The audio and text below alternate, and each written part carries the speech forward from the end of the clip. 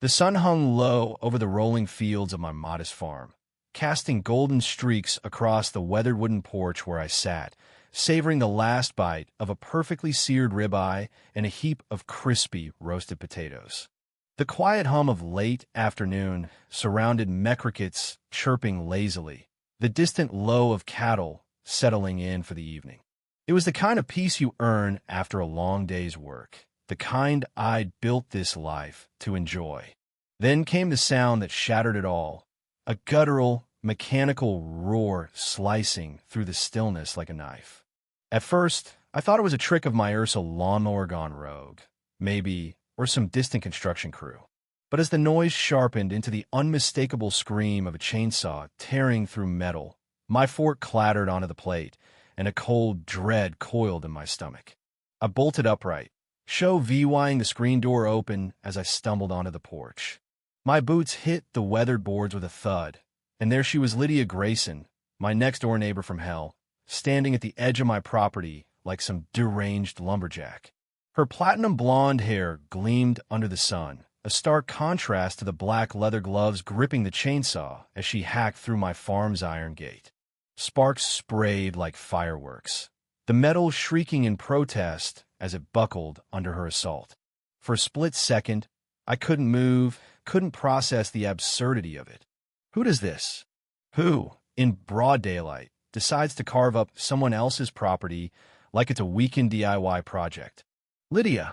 I roared, my voice cracking with disbelief as I charged toward her, dust kicking up around my boots.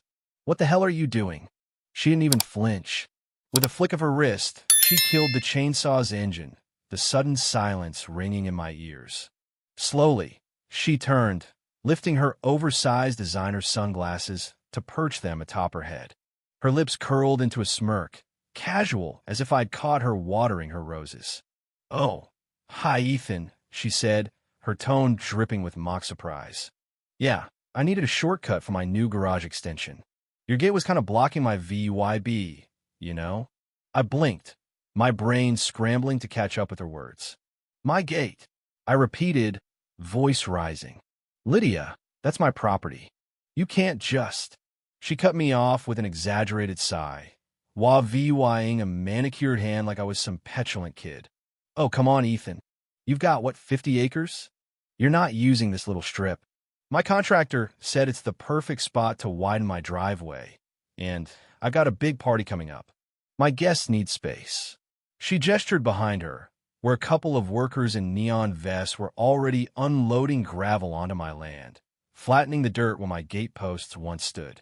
I followed her gaze, and my stomach twisted tighter. Beyond the mangled remains of my gate now, a heap of twisted iron already started VYing. A smooth slab of asphalt stretched from a pristine two-story colonial straight across my property line, swallowing up the dirt path I used to haul feed and equipment. The audacity hit me like a punch to the chest. "You've got to be kidding me," I muttered, clenching my fists. "Lydia, move your crap, fix my gate, and get off my land. Now." She laughed, a sharp, grating sound that made my blood boil. "Ethan, don't be so dramatic. It's just a gate. I'll even let you use my new driveway if you play nice." She winked like she was doing me a favor, then turned back to her workers. "Keep going, boys. We got a deadline." I stared at her, dumbfounded. This wasn't just entitlement, this was a full-on delusion. She genuinely believed she could carve up my land, pave it over, and call it generosity. My mind raced, teetering between screaming bloody murder and dragging her off my property myself. But I knew better. Lydia thrived on chaos, twist a confrontation into some sob story about how I'd bullied her. No, I needed to hit her where it hurt, the law. Without another word, I turned and stormed back to my house, her smug laughter echoing behind me. She thought she'd won. She had no idea what was coming. That night, I sat on my porch, nursing a glass of bourbon as the glow of her floodlights illuminated her new driveway. Lydia flitted around like a queen holding court, barking orders at her workers as they adjusted a gaudy private drive sign she'd planted in my dirt. Her sleek silver SUV was parked smack in the middle of what used to be my entrance, a final middle finger to my sanity. I took a slow sip, letting the burn steady my nerves. She could gloat all she wanted for now. I'd spent the evening digging, and what I'd found was gold. First, I called my buddy Tom, a surveyor who'd helped me map my property when I bought it 5 years ago. He confirmed what I suspected. Lydia's little stunt had crossed my boundary line by a good 20 feet. Trespassing was just the start. Next, I pulled up the county's online records. Her house sat in a zoned residential Arano permits filed for construction. No approvals for altering drainage paths, nothing. And here's the kicker. That strip of land she'd paved over wasn't just minite, ran along a protected runoff zone the city monitored to prevent flooding. She hadn't just screwed me, she'd screwed herself. The next morning, I drove to City Hall, armed with photos of her handiwork and a calm fury that felt sharper than any chainsaw. The zoning officer, a wiry guy named Carl with a no-nonsense mustache, listened as I laid it all out. When I showed him the pictures Lydia's asphalt slicing through my gate, the gravel spilling into the runoff ditch, his eyebrows shot up. "She did this without permits?" he asked, already reaching for his phone. "Oh, she's in deep. Deeper than you think," I said, sliding over a printout of the drainage map. "That's city land she's messing with." Carl grinned like a kid on Christmas. "I've dealt with her type before. She's got 3 days to tear it up, or the fines start stacking. And if she's hit the runoff zone, that's a whole other mess." He paused, glancing at me. "You're not the first to complain about her, you know. Last year, she tried to annex part of the Johnsons' backyard for a pool. Never got far too many witnesses. I left City Hall feeling lighter than I had in days. Lydia wanted a war? Fine. I let the system fight it for me." That evening, as I grilled burgers on my back deck, a city truck rolled up her driveway. Lydia emerged from her house in a silk robe, a glass of wine in hand, all smiles until the inspector, a stern woman with a clipboard, started talking. I couldn't hear the conversation, but I didn't need to. Lydia's face went from smug to ashen in record time. She waved her arms, pointed at me across the property line, then at the pavement like it had sprouted a fence.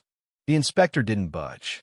She handed Lydia a notice and drove off, Leah VYing my neighbor fuming. Lydia marched over. The notice crumpled in her fist. "You reported me, didn't you?"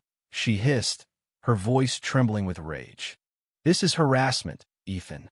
I'll sue you for this." I flipped a burger, not bothering to look up.